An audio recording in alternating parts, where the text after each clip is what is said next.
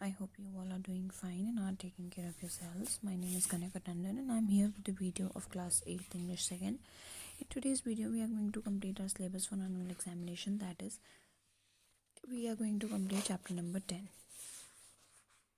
Starting our today's video with the explanation of chapter number 10 after 20 years. Let us read what this story is all about. So let us read a story of two old friends who made an appointment 20 years ago to meet at a particular place. Okay, so this story is going to be good because I guess it has a kind of suspense. Okay, so the story is about two old friends who made a promise to meet each other after 20 years. The policeman on the beat moved up the avenue impressively. The impressiveness was habitual and not for the show, for spectators were few. The time was barely 10 o'clock at night, but because of the chilly gust of wind with the taste of rain in them, there are few people on the street. Okay, so the writer is actually explaining you the scene that is there on the street in a cold night. Okay, so the officer was impressive guardian of the peace. He walked down the street, twirling his club, checking the door was securely locked, and keeping a watchful eye over the area. The vicinity was one that kept early hours now, and then you might see the lights of a chemist or on of any night lunch counter. But the majority of the doors belonged to the business place that had long since been closed. Okay, so the scene is that a policeman is actually on the beat, means he is actually assigned, like it happens here. Some policeman is actually assigned to a particular place to see if there isn't anything wrong that happens in the area. So he was doing his job, and it was a very chilly winter night, and almost every shop was closed. Everybody was at their homes. Nobody was there on the street, and there was no other people. Only the officer was roaming around the area. He was walking on the street and twirling the club and checking if the doors are locked or not. Only some chemists and some restaurants were open. Otherwise, every door was actually closed. When about midway of a certain block, the policeman suddenly slowed his walk. In the doorway of a darkened hardware store stood a man leaning against the wall. Okay, so near a hardware store, he saw a man leaning against the wall. He was standing there. The policeman shone his torch in the direction of the man. The light shadow of a pale, square jawed face with keen eyes and a little white scar near his right eyebrow. His scarf pin was a large diamond, oddly set. As the policeman walked up to him, the man spoke up quickly. Okay, so the person is actually telling what that person actually looked like, and then the policeman walked to him, and as soon as he walked to him, he started to speak. Come on to the next page. It's all right, officer, he said reassuringly. I'm just waiting for a friend. It is an appointment made 20 years ago. Sounds a little funny to you, doesn't it? Well, I'll explain if you would like to make certain it's all straight. Above that, long ago, there used to be a restaurant where the store stands, Big Joe Brady Restaurant. Okay, so now he says that the person thought that the police is actually coming to him because the police wants to know whether everything is all right with me, because because he was standing in a alone. He was standing alone in a very silent street. So he himself told him that, okay sir, there is no problem at all. Actually, I'm waiting for a friend. We made this appointment 20 years ago, and I know that this might sound funny to you, but I can tell you the story if you want to hear, and if you check that you want to hear it. So he started to tell his story that it started when they were sitting in a restaurant named Big Joe Bardy's restaurant. Until 5 years ago, said the policeman, it was torn down there. And then the policeman reminds him that 5 years ago, that restaurant was removed from here.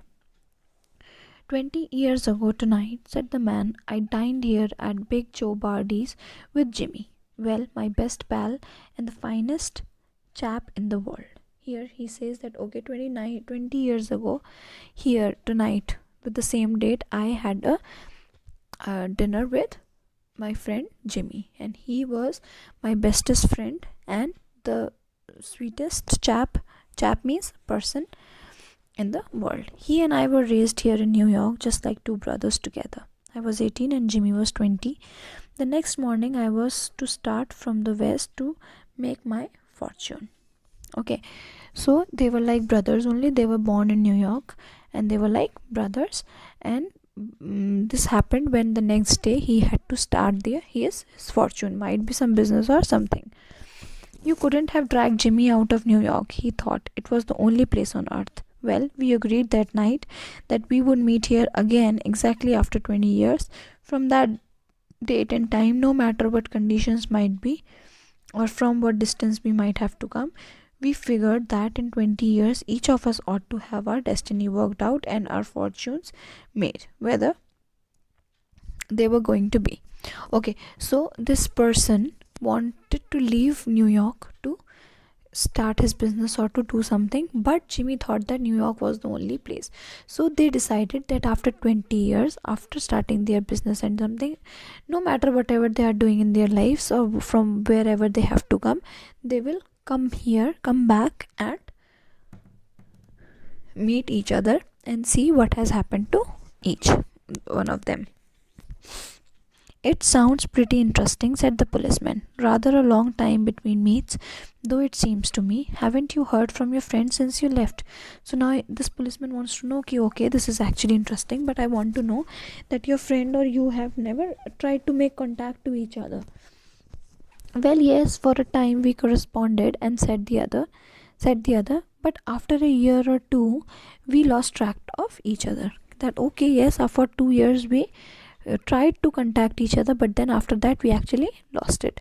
You see, the west is a pretty big place and I kept hustling around over it a pretty lively, but I know Jimmy will meet me here if he's alive, for he always was the truest, staunchest old chap in the world. And now he says that okay, I'm a very busy person and I make a good lively, that means I earn good, but I know Jimmy also, he's a very true person. He always speaks the truth and he's a very true kind of a person, and if he's alive he'll come back and meet me here. He'll never forget. I came 1,000 miles to stand in the store tonight, and it's worthy if it's my old partner turns up. Now, the waiting man pulled out a handsome watch, the lids of which were set with small diamonds. 3 minutes to 10, he announced. It was exactly 10 o'clock when he parted here at the restaurant door. Did pretty well out in the west, didn't you? Asked the policeman. You bet. I hope Jimmy has done half as well. Okay, so now he is actually standing there and waiting, and he see that I know that but I have traveled 1,000 of miles and I know that my friend will come up.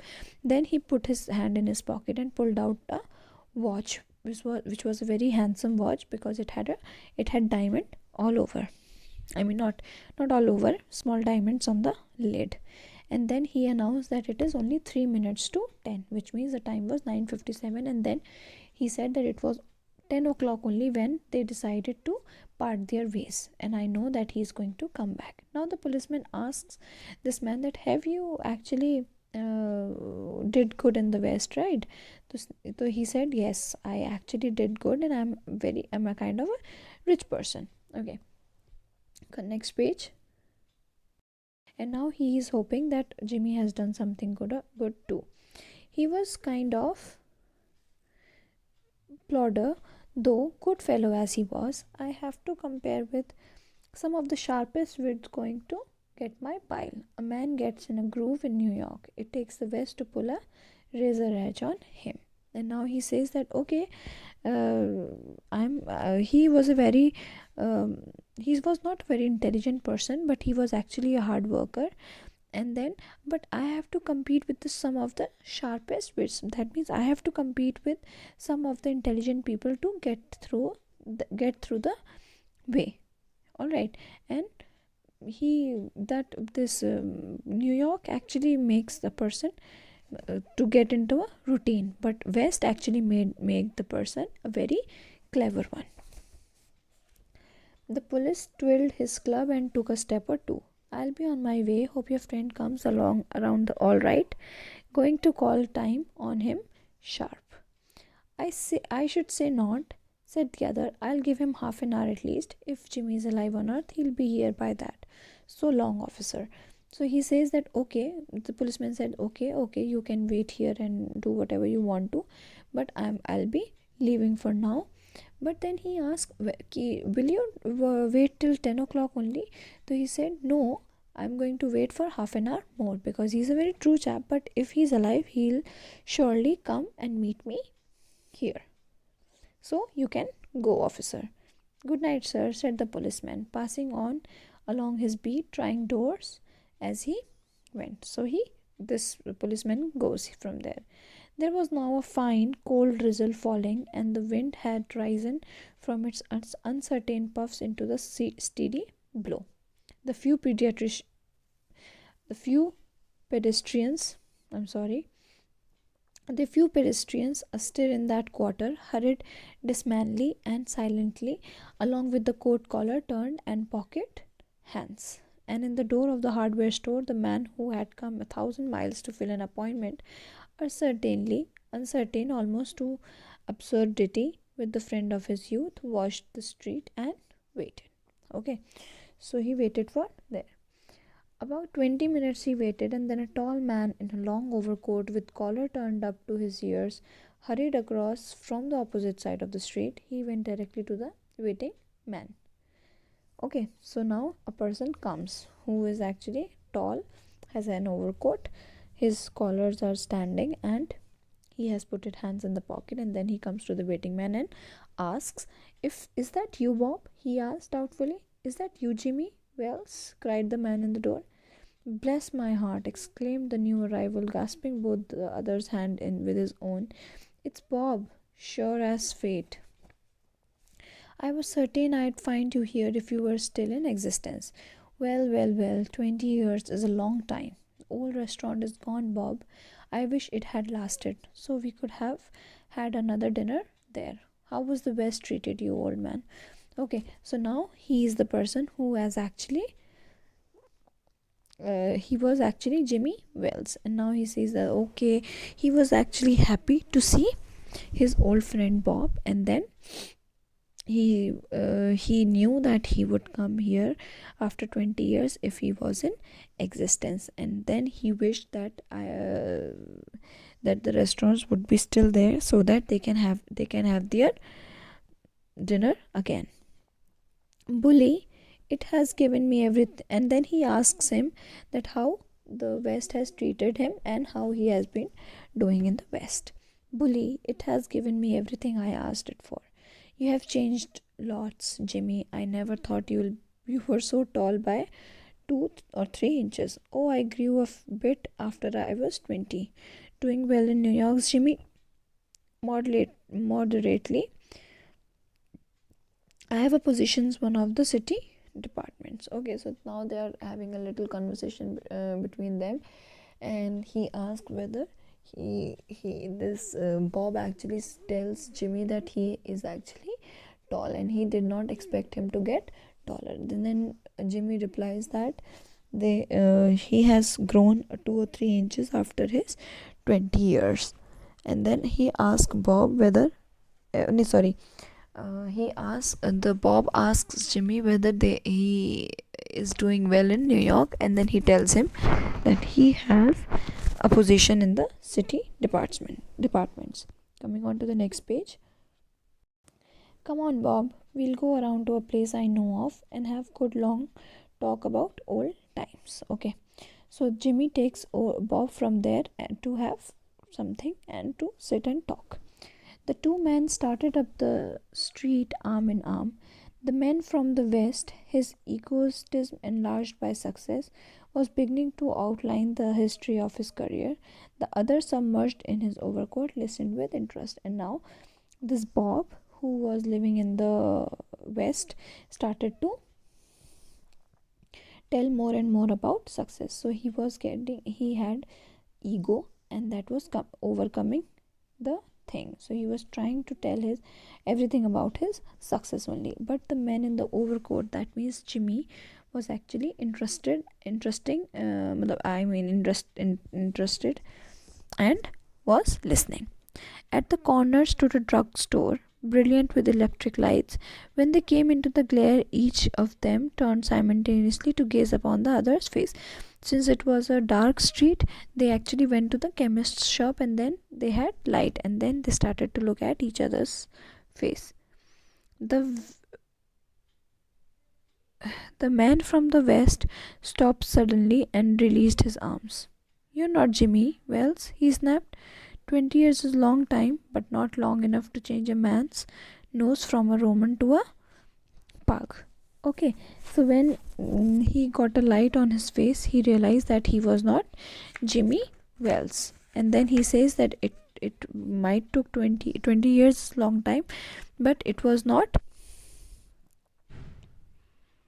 that it is not the it is not it is not a long time that you somebody can change a nose from a Roman to a pug. So Roman is a kind of nose which is slightly curved, and Roman pug is a nose, it is more flattened. "It sometimes changes a good man into a bad one," said the tall man. you have you have been under arrest for 10 minutes, Silky Bob. The police department at Chicago that is investigating you tipped us off that you would be here and asked us to arrest you. Going quietly, are you? That's sensible. Now, before we go on to the station, here's a note I was asked to hand you. You may read it here at the window. It's from Patrolman Wells. Okay. Okay, so is the person was actually a policeman, okay, who had become who had come to arrest Bob. And why? Because the police department in the Chicago was investigating him, and he might have been asked to get arrested because of some fraud he has done. So now he has a note from Patrolman Wells, and I think that this patrolman, the police officer, is actually Jimmy Wells only. The man from the west unfolded the little piece of paper.